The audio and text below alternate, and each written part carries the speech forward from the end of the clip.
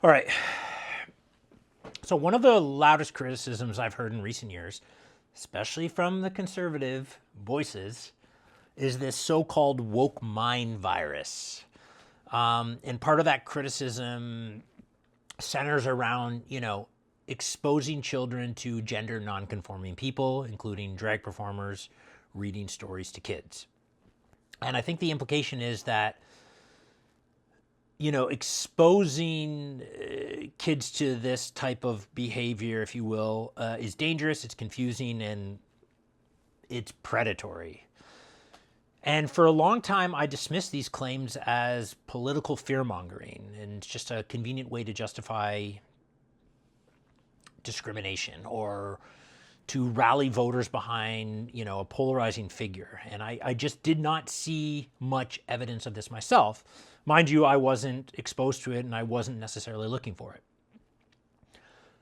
Having said all that, a few weeks ago, I found myself at a children's birthday party of a friend in Los Angeles.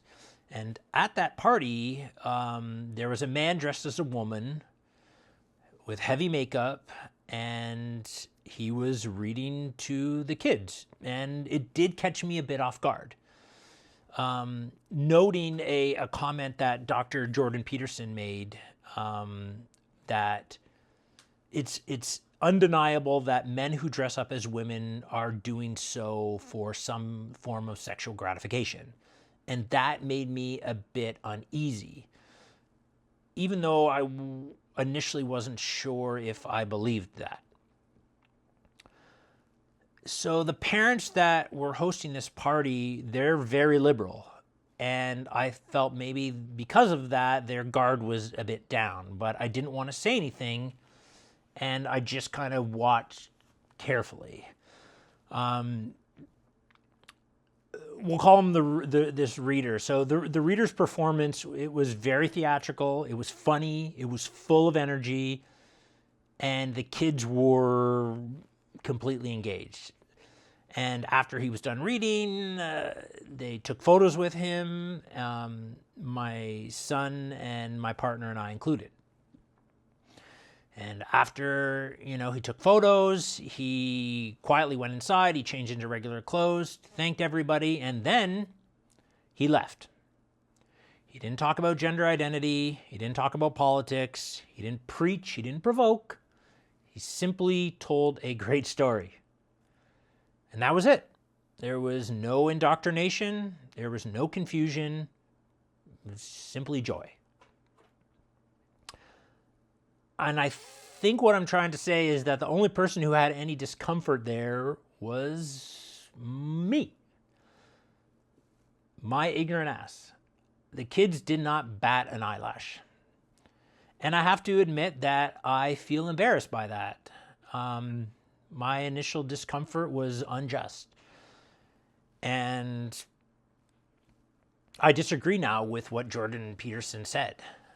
And that, yeah, it may be true that some men experience sexual gratification when they dress up in women's clothing.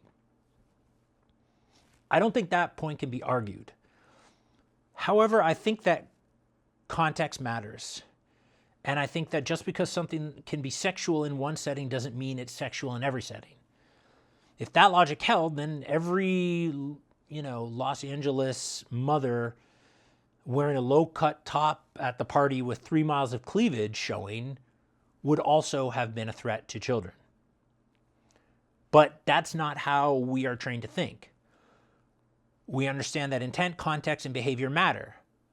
So why is it that we don't extend that same reasoning here?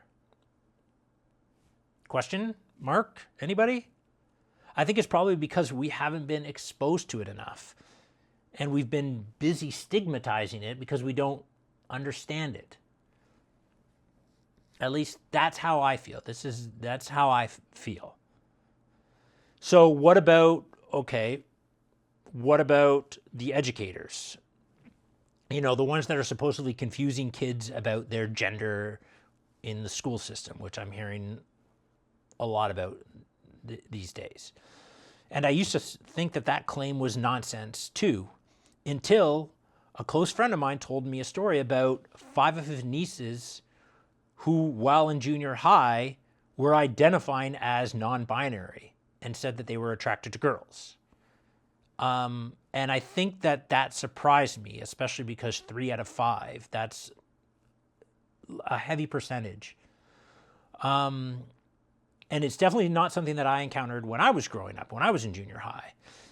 Then again, most kids didn't feel safe being anything other than straight because idiots like me would poke fun at them and make them feel uncomfortable. So why would they reveal that? But what my friend added next is very important. As his nieces got older and went through puberty, those identities, they didn't identify with them anymore. The whole non-binary thing, that ended and it shifted, and they decided that they liked boys as they hit puberty. Things changed.